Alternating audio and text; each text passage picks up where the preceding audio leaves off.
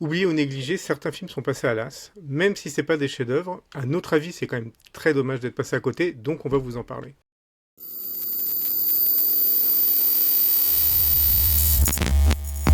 On commence avec Powder de Victor Salva, sorti en 1995.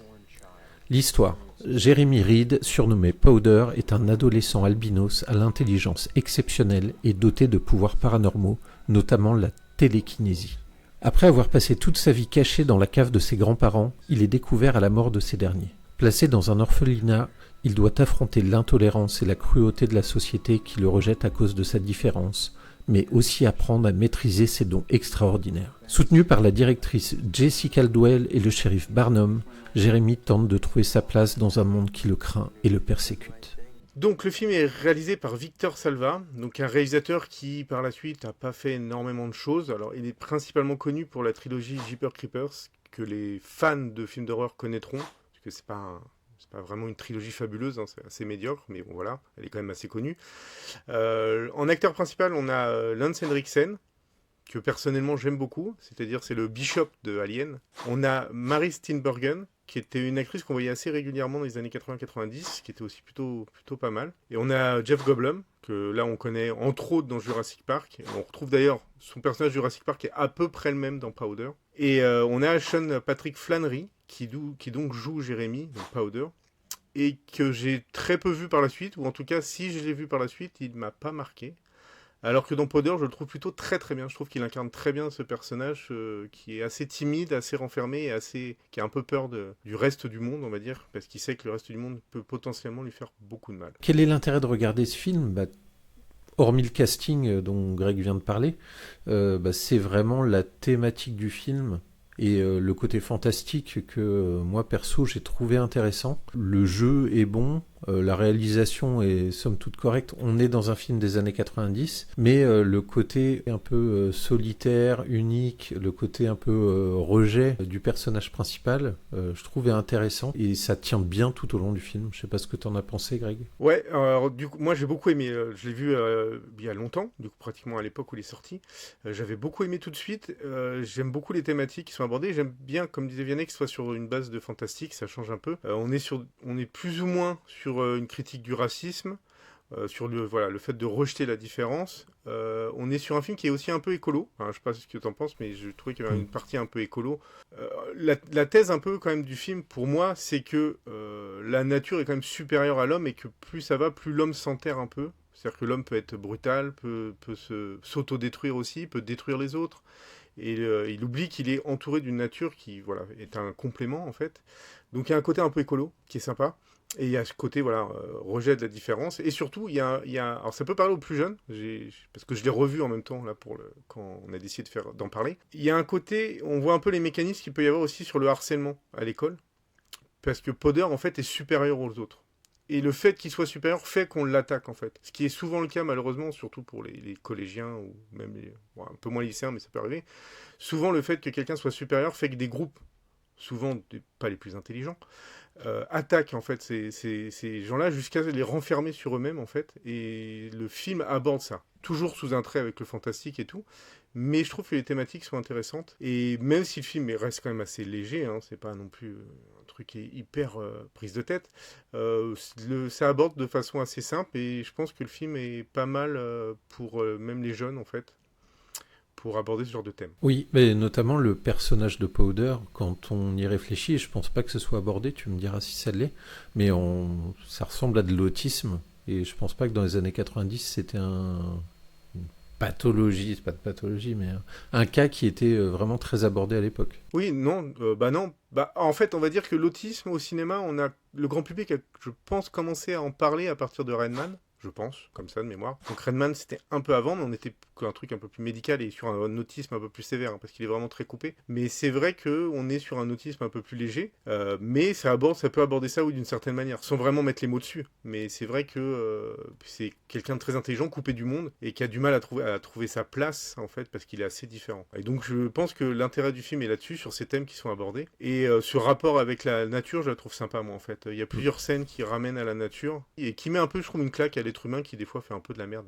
Pas que pour la nature, mais en général, même même entre nous en fait. Donc c'est un film qui est plutôt... il n'y a pas de grosse violence, on est plutôt dans la réflexion, dans le suivi du personnage. Donc c'est un film, je pense, qui peut être regardé par un public assez large. Il n'y a pas d'effusion de sang, il n'y a pas de truc gore. On n'est pas dans La Mouche ou dans un film de science-fiction qui peut être un peu crade. Deux petites choses, une positive, une moins positive. Quand même, on va expliquer ça. Alors, une des positives, c'est que moi, personnellement, j'aime beaucoup le thème principal du film. Si vous l'aimez pas, vous allez souffrir parce qu'on l'entend beaucoup pendant le film. Il faut savoir que la musique est faite par Jerry Goldsmith, qui est un grand compositeur du cinéma, années 80-90. Et moi, j'aime beaucoup le thème. Après, en effet, c'est un thème qui revient.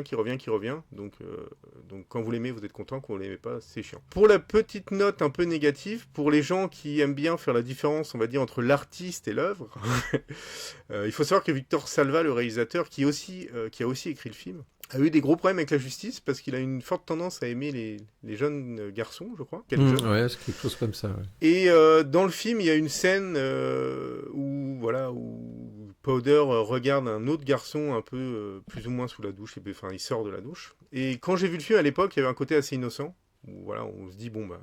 Et en fait, surtout que le personnage aime ce qui est beau, en fait, donc on se dit, voilà. Il est possible que là, il y a un autre intérêt chez le réalisateur, donc bon, après, il faut sortir de ça, mais voilà, comme on sait que le réalisateur a eu des problèmes avec la justice là-dessus, autant vous en parler. Mais sinon, ça se ressent pas dans le film, à part peut-être cette scène qui, une fois qu'on sait qu'il a eu des problèmes avec la justice, peut être un peu gênante, mais bon, elle est très, très courte. À noter que on l'a appris de façon un peu hasardeuse, en cherchant la photo du réalisateur, et puis la photo, effectivement, est assez parlante du réalisateur. Et voilà, on voulait juste dire le truc parce que moi j'ai vu le film plusieurs fois avant de savoir ça, donc ça m'a pas gêné.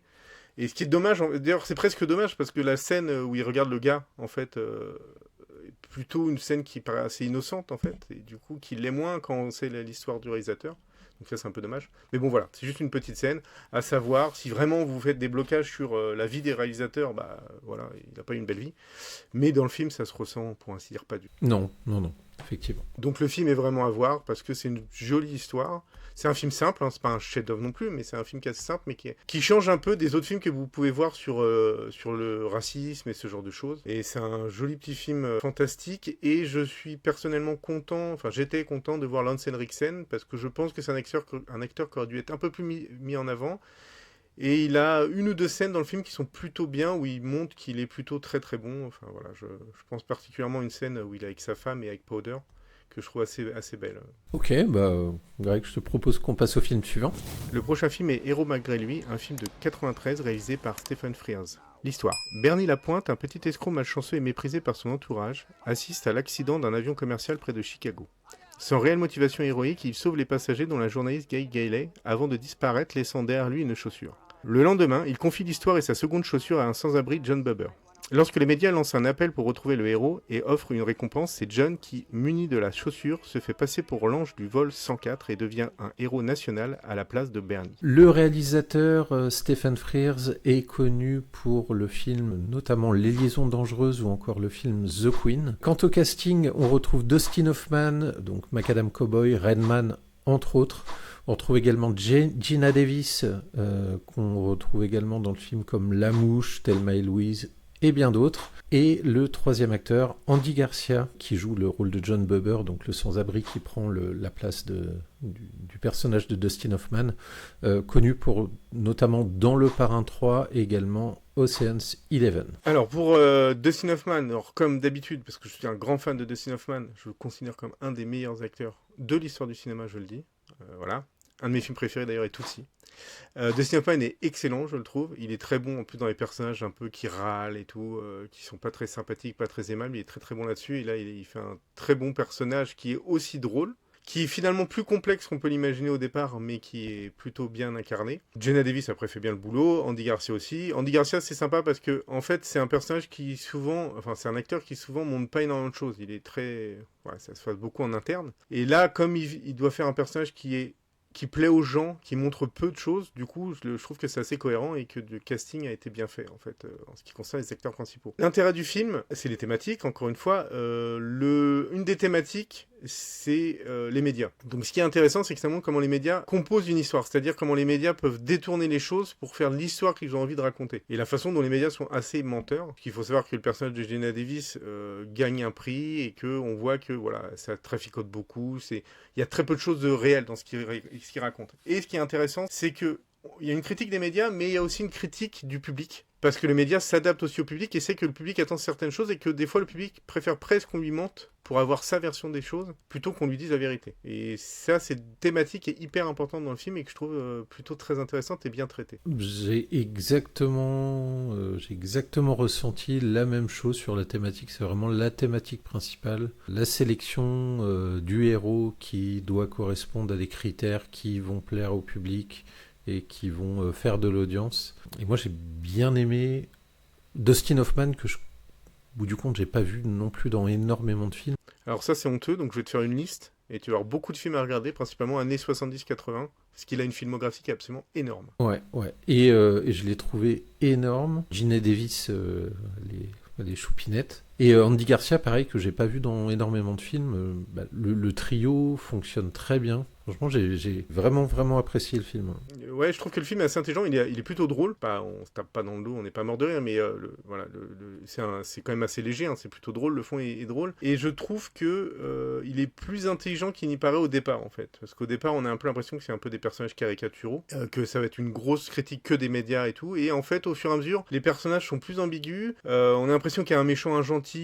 Après, on dit, ah bah non, c'est l'autre le gentil. Et finalement, ils sont tous très humains, donc imparfaits, on va dire. Et c'est là où il y a l'intelligence du film, en fait. Le film est plutôt sur un ton assez léger, mais est plutôt assez intelligent. Et voilà, l'histoire est bien menée par ce trio d'acteurs. C'est vraiment, je trouve, un film qui a pas eu un gros succès, mais qui est vraiment sympa à voir parce que même si vous voulez pas vous prendre trop la tête, vous regardez ça et vous aurez quand même quelque chose d'assez intelligent et d'assez assez nuancé. On peut parler de ce qui est intéressant dans le film, sur le fait que de la récompense en fait, c'est-à-dire le personnage de Dustin Hoffman qui justement a sauvé les personnages de l'avion est recherché et en fait lorsque c'est John Bubber interprété par Andy Garcia qui se présente comme étant le sauveur, il y a une histoire d'argent qui arrive et le personnage de Dustin Hoffman étant un peu, on peut le dire, un cassos quoi, en gros, et un peu un escroc qui manque toujours de l'argent. C'est ça qui pousse Dustin Hoffman à essayer de rétablir la vérité, non pas parce qu'il veut devenir le héros, mais parce que justement il est plus intéressé par l'argent que par autre chose. Non, parce qu'en fait le personnage est assez négatif, donc déjà être un héros il s'en fout totalement. Il s'en fout totalement de ce que les gens pensent de lui, puisque voilà, il est plutôt négatif, En fait, c'est un personnage qui est plutôt une désillusion sur le monde. En fait, alors déjà, il faut savoir qu'il a un enfant, mais qu'il est divorcé, qu'il a du mal à gérer son enfant. Bon, ça, c'est un truc on a déjà vu dans plein de films, mais voilà, s'il fait beaucoup de conneries, il a quand même envie d'aider son enfant, mais il lui donne des leçons de vie qui sont assez terribles. Pas obligatoirement fausses, mais qui sont très négatives pour un adolescent. Parce que lui, on sent qu'il a du vécu et que son vécu a été compliqué. Donc le personnage est intéressant là-dessus, en fait. C'est que c'est un héros, mais il n'a pas du tout le profil d'un héros. Et c'est ce qui va être intéressant dans le film, en fait. C'est à savoir, est-ce qu'on veut d'un héros qui n'a pas un profil de héros ? C'est aussi une des thématiques du film. Et c'est là où la critique du public peut arriver. Est-ce que le public est capable d'accepter qu'un héros ne ressemble pas à un héros, en fait ? Donc voilà, ça c'est un élément qui est aussi hyper intéressant dans le film. Oui, donc tu disais que le film n'a pas très bien fonctionné à sa sortie. Non, à ma connaissance, non. Déjà parce que, en fait, c'est triste à dire, mais ils ont jamais été vraiment, vraiment bankable, tous les trois.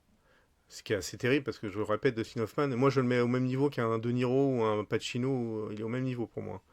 Mais il a jamais été vraiment bankable. En plus, là, on était sur une période de sa carrière où on parlait plus trop de lui. D'ailleurs, il a un peu disparu par la suite et il est revenu, en fait, après. Je pense que le fait qu'il ne soit pas bankable à jouer, Stephen Frears n'était pas non plus un réalisateur bankable, alors qu'il a fait de très bons films, comme ceux que tu as cités. Et du coup, oui, à ma connaissance, il n'a pas énormément marché, et en plus, après, globalement, il a été oublié pour beaucoup, hein, parce que j'en ai jamais vraiment entendu parler.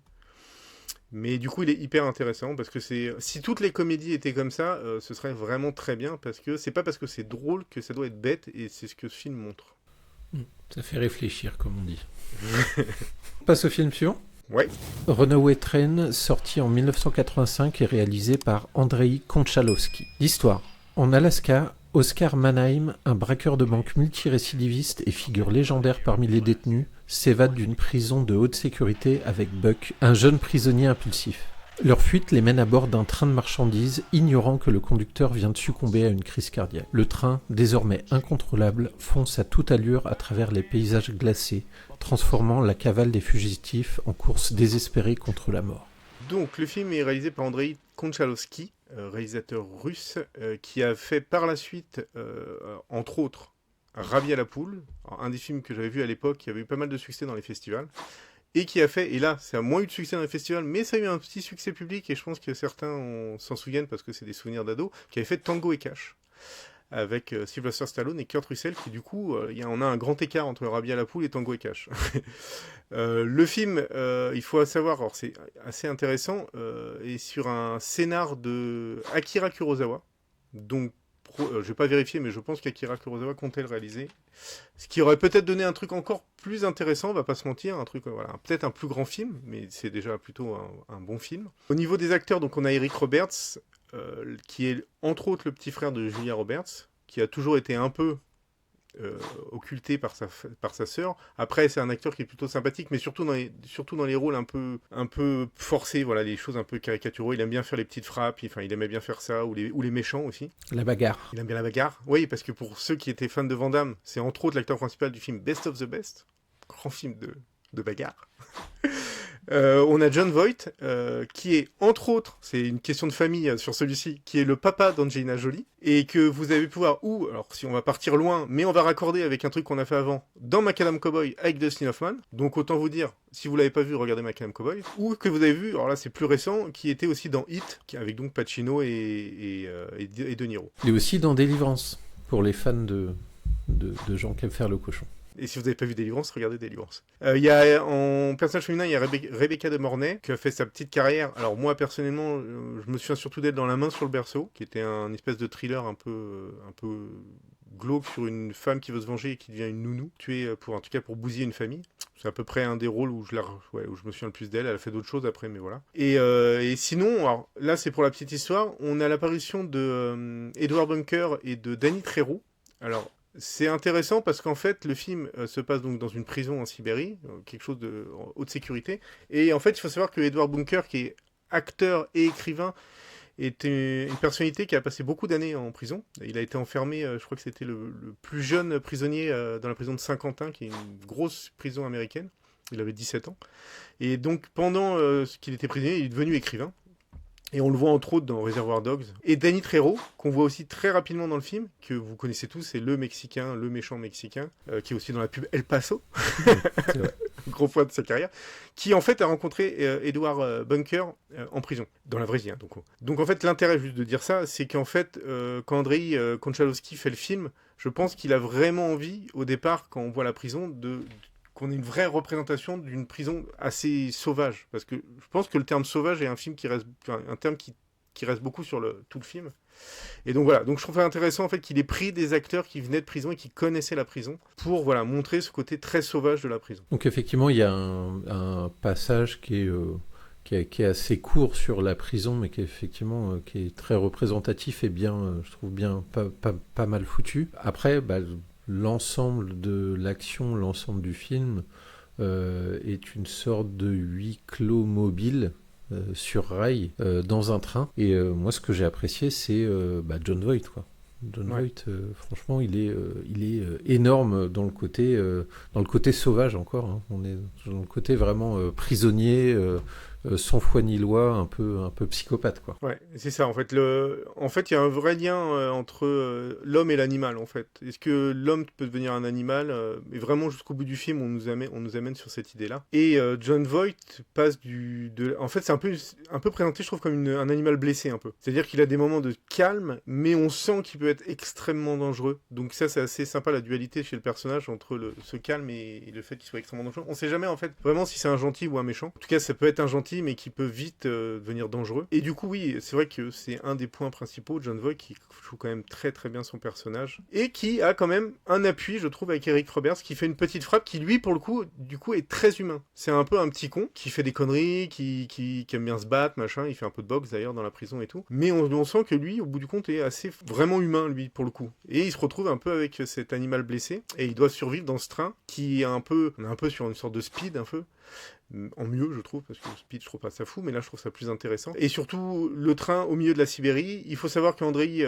Konchalovsky connaît la Sibérie, qu'il a fait avant un film qui s'appelait Sibéria je crois, il connaît le lieu, je trouve qu'il filme plutôt bien le lieu, on sent que les hommes dans le film sont sauvages, on sent que le paysage est sauvage, en fait on est vraiment sur une vision très sauvage je trouve des personnages et du monde dans lequel ils évoluent. On sent qu'il fait froid. Oui, on sent qu'il fait très froid. Et même si vous regardez bien, le train, au bout d'un moment, qui se retrouve plus ou moins abîmé, vous verrez, on a des plans du train où je trouve qu'on dirait pratiquement un animal, en fait, sauvage aussi. Donc vraiment, on est vraiment dans un truc très sauvage. Un monde très sauvage, tout est très sauvage et tout le monde doit survivre là-dedans et c'est extrêmement compliqué. Et du coup, voilà, sur ces thèmes-là, je trouve que le film est bien. Comme disait Vianney, John Voight est top, le duo fonctionne bien et je trouve qu'on s'ennuie pas, ça va vite. Ouais, c'est cool. Voilà, je trouve ça vraiment bien.